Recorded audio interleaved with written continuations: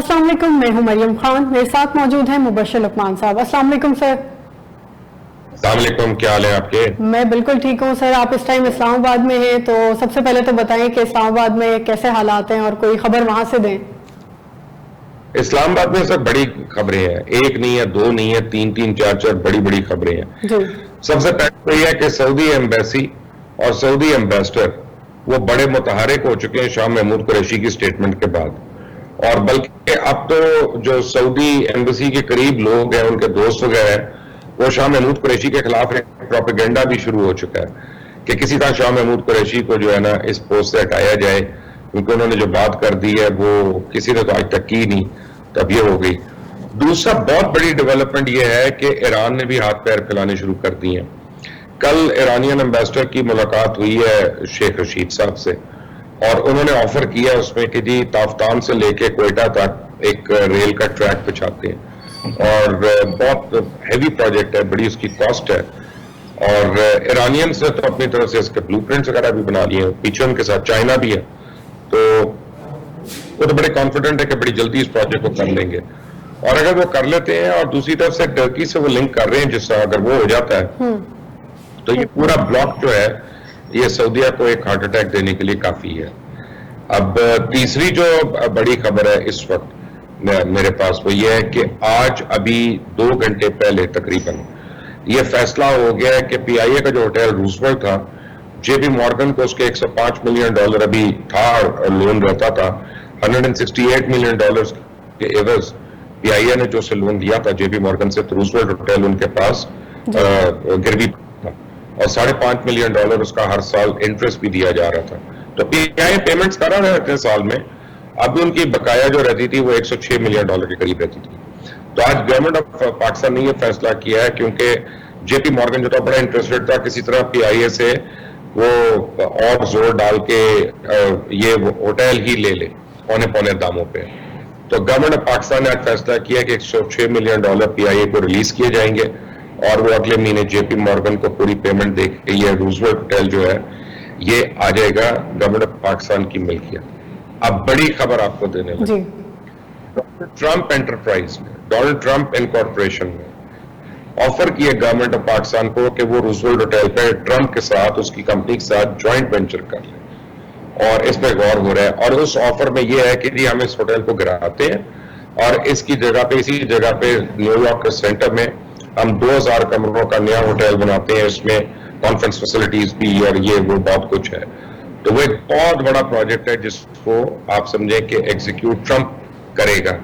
तो अगर तो ये हो जाता है तो ये बड़ा एक्साइटिंग प्रोस्पेक्ट है, government of Pakistan can be very happy कि रूजवेल्ट और वही पीआईए जो अभी तक लीड कर रहे थे, इस एक चीज के ब्लॉक होने से वहां पे काफी रकम आ सकती है। बल्कि तो ये तो बड़ी अहम खबर है आपको, ये तो पीआईए के लिए बहुत खुशाइन साबित होगा अगर ऐसा होता है। पीआईए के लिए, पाकिस्तान के लिए भी, पाकिस्तानियों के लिए भी सारी प्रॉपर्टी हमारे पास रहेगी, और अब कोई उसके ऊपर जो है ना वो देख नहीं सक रहा। ये बताइए कि आपके ख्याल में पाकिस्तान के जो ताल्लुकात हैं वो सऊदीया के साथ खराब हैं या मोहम्मद बिन सलमान से?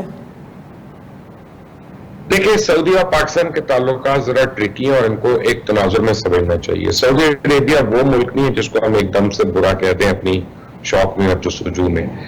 पाकिस्तान को जब जब मुश्किलें हुई हैं तो सऊदी अरेबिया ने पाकिस्तान का साथ भी बढ़ा दिया है, और जब सैलाब आया, जलजला आया, जब पाकिस्तान को तेल की जरूरत थी, जब डेफर्ड पेमेंट्स की जरूरत थी, जब IMF के झटके हमें पड़ रहे थे तो बैलेंस ऑफ पेमेंट्स के लिए लेना, तो सऊदी अरेबिया जो है एक लिहाज से पाकिस्तान की हेल्प करता रहा है बहुत ऐसे टाइम पे कि जब पे कोई और नहीं कर रहा था।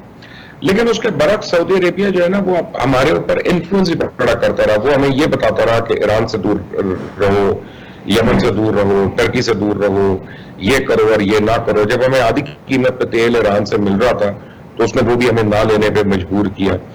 जब पाकिस्तानी आप देखें इस वक्त भी एज वी टॉक तकरीबन 9000 के करीब पाकिस्तानी जो है सऊदी जेल्स में छोटे छोटे क्राइम्स में है, और उनकी कोई सुनवाई नहीं हो रही है वहां पे।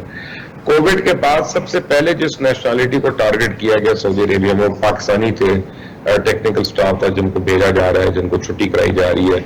इंडियंस के साथ वो नहीं हो रहा। फिर सऊदी अरेबिया جاتا ہے اور $85 بلین انڈیا کی ایک کمپنی کے ساتھ لگا دیتا ہے. ہمیں پتا ہے انڈیا ہر پیسے کی جو گولی ہے وہ چلنی تو پاکستان کی طرف ہے نا, اور اس نے کس طرف چلانی ہے. تو ہمیں یہ بڑی تشویحات ہیں. اور سعودی عربیہ کشمیر کے اوپر ہمارا سٹانس نہیں پکڑتا. وہ کہتا ہے جی آج اگر کشمیر پہ بولوں گا تو کل فلسطین پہ اسرائیل کے خلاف بولنا پڑے گا. اسرائیل کو اس وقت ناراض نہیں کر سکتا کیونکہ وہ امریکہ کی گود میں بیٹھا ہے, اس کے بغیر وہ آپریٹ نہیں کر سکتا. تو یعنی اس کے بھی اپنے مسائل ہیں. تو پاکستان کو اپنے مسائل دیکھنے ہیں. لیکن اگر پاکستان کی معاشی ہیلپ ہو سکی جیسا کہ ابھی چائنا نے کی ہے, جب سعودی عربیہ نے ایک دم سے کہا کہ ہمیں $1 بلین دو اسی مہینے تو, جبکہ 3 مہینے بعد تو چائنا نے لا کے وہ پیسے دے دیے پاکستان کو. اور چائنا کے تھرو ہی ہم ایران سے اس وقت تیل بھی لے سکتے ہیں اگر ہم چاہیں تو. اگر ڈائریکٹ ایران پہ پابندیاں رہیں بھی تب بھی ہم وہ کر سکتے ہیں. تو اب یہ ہے کہ ہم اور ہماری فوج کے لوگ ہیں جو سعودی رائل فیملی کو پروٹیکٹ کر رہے ہیں. تو سعودی عربیہ اگر تو یہ سمجھتا ہے کہ وہ اپنی یعنی آئیڈیلز پہ اس کو چلنا ہے تو اس کو دوسروں کے آئیڈیلز کو بھی رسپیکٹ کرنا ہوگی. لیکن ہم نے یہ دیکھا ہے ان کے اندر کہ یہ عرب ممالک کی تو بات کرتے ہیں یا آئل پروڈیوسنگ کنٹریز کی بات کرتے ہیں, امت مجتمع کی بات نہیں کرتے, اور وہ ایک فرق کرتے ہیں معاشی طور پہ. تو ہمیں اپنی فارن پالیسی کو دینی ہے. اور میں آپ کو ایک بات ہوں کہ شاہ محمود قریشی نے جو بات کی وہ شاہ محمود قریشی کے دل کی بات نہیں تھی. اس لیول پہ, اس بڑے لیول پہ بغیر سوچے سمجھے پلان کر کے ایسی سٹیٹمنٹ دی نہیں جاتی ہے. اس کے اوپر بڑا غور و خوض ہوتا ہے اور اس کے اوپر بڑی ڈیلیبریشنز ہوتی ہیں. تو اب جنرل باجوہ کو بھی ملے ہیں سعودی ایمبیسڈر جا کے, اور جنرل باجوہ کو انسسٹ کر رہے ہیں کہ جی آپ محمد بن سلمان سے ملاقات کے لیے آئیں. تو ابھی تک سعودیز کو ایک بات یہ بھی سمجھنی چاہیے کہ پاکستان کی جو سیولین اور ملٹری لیڈرشپ ہے وہ ایک پیج پہ ہے.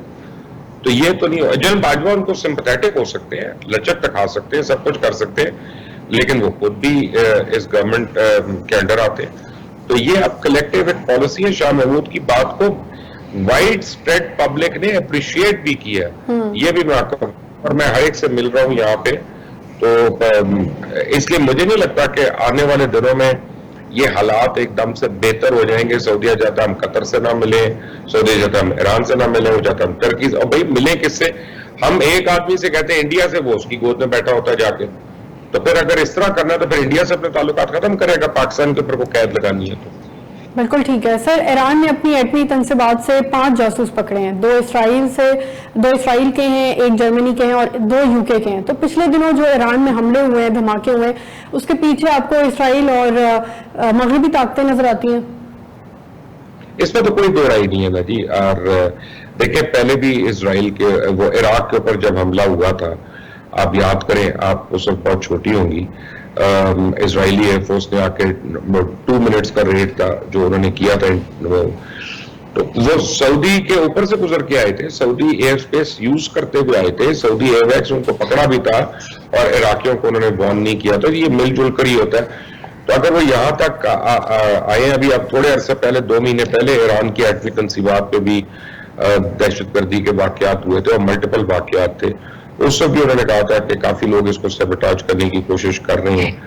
تو اب لیکن آنے والے دنوں میں یہ مشکل ہوتا جائے گا, کیونکہ ایران اب اکیلا نہیں رہے گا. ایران کے پاس چائنیز ٹیکنالوجی بھی ہوگی, چائنیز انٹیلیجنس بھی ہوگی, اور ان کے جو معاہدے ہوئے اس میں انٹیلیجنس شیئرنگ بھی ہو رہی ہے.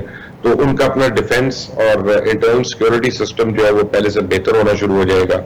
سو آنے والے دنوں میں یہ ان کو بہت مشکلات ہوں گی. ابھی روس نے جو ہے کورونا ویکسین تیار کر لی ہے اور اب انہیں دنیا بھر سے آرڈرز بھی مل رہے ہیں. تو آپ کو لگتا ہے کہ اب حالات جو ہیں وہ بہتری کی طرف جا رہے ہیں یا بہتر ہو جائیں گے جلدی؟ نہیں, یہ جھوٹ ہے, یہ بکواس ہے. اور میں کوئی ویکسین دریافت کی ہے رشین, میں نے بھی پڑھی ہے وہ نیوز وغیرہ, اور میں نے باغی پہ پڑھی ہے. دیکھیں اس ویکسین کے متعلق ایک بات آپ کو میں کلیئر بتا دوں, کیونکہ WHO کے پروٹوکولز ہیں, ہم ان کو بائی پاس نہیں کر سکتے ان پروٹوکولز کا. اب روس نے کیا کیا ہے, انہوں نے فرسٹ اسٹیج پہ یہ 1200 لوگوں کو ویکسین لگائی ہے. پروٹوکول یہ کہتا ہے کہ آپ 15,000 لوگوں کو لگائیں گے, اور ان لوگوں کو جن کی نیشنلٹی ایک نہیں ہوگی, جو ایک علاقے کے نہیں ہوں گے اور ایک ہی شہر کے نہیں ہوں گے.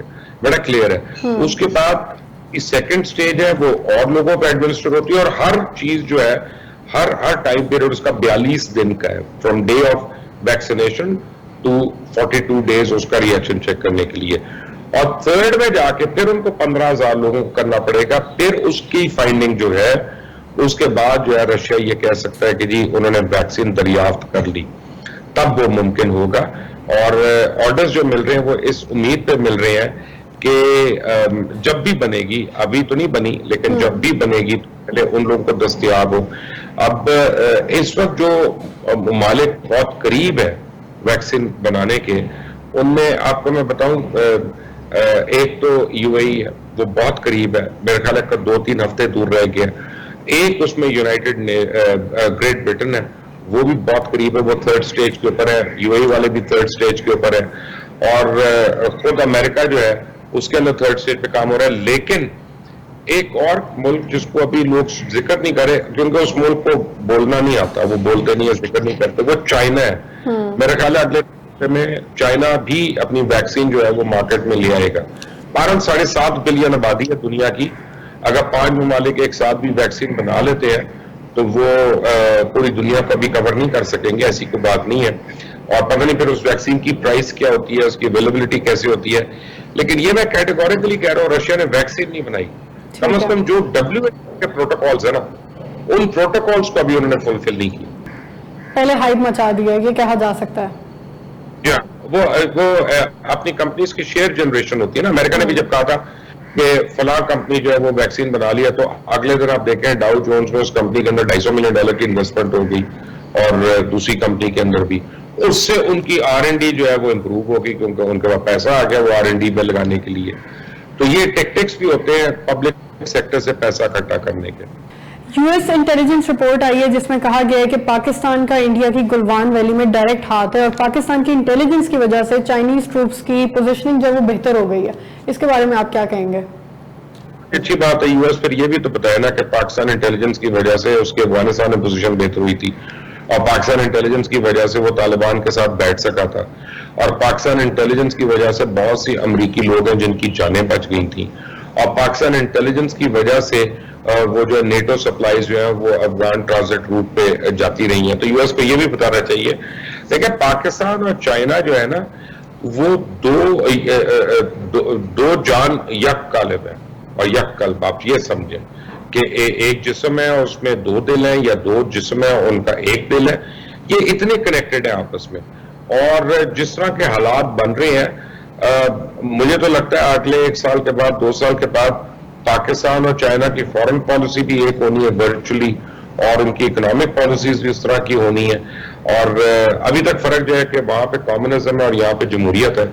تو ویسے تو اس جمہوریت نے میرے کو زیادہ پھل نہیں دیا, لیکن میرا یہ خیال ہے کہ اگر پاکستان نے ان کی ہیلپ کی ہے تو بڑی اچھی بات ہے. لیکن یہ امریکہ جو ہے نا چائنا کو چھوٹا دکھانا چاہتا ہے اس طرح کی بات کر کے کہ چائنا خود کیپیبل نہیں ہے, اس کو کسی دوسرے ملک نے کر دی.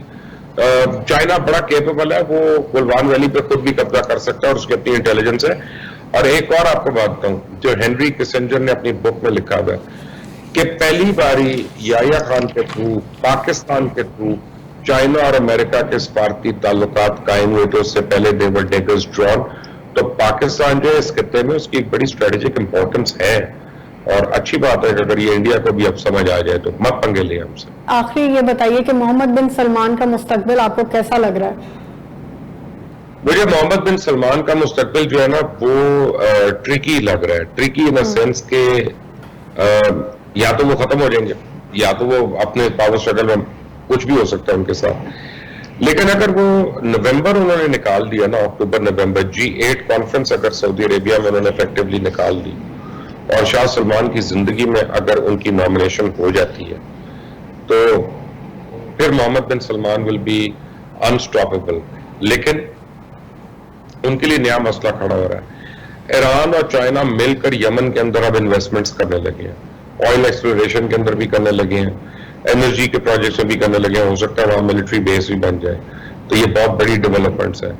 تو اگر یہ ہو جاتا ہے تو اس کے بعد سعودی عربیہ جو ہے خود اپنا آئل ایکسپورٹ نہیں کر سکے گا کہیں پہ سوائے اسرائیل کے کسی کو.